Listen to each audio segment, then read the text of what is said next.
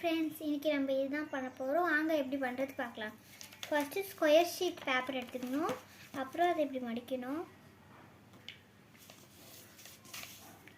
அப்புறம் இதை இப்படி மேலே மடிக்கணும். அப்புறம் இப்படி மடிக்கணும். அப்புறம் இப்படி மடிக்கணும்.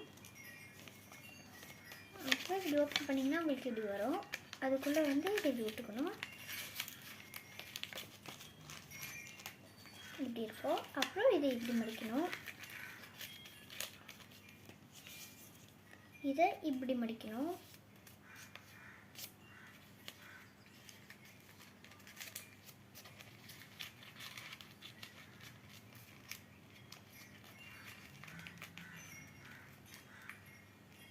அப்புறம் இப்படி மடிச்சிக்கணும்.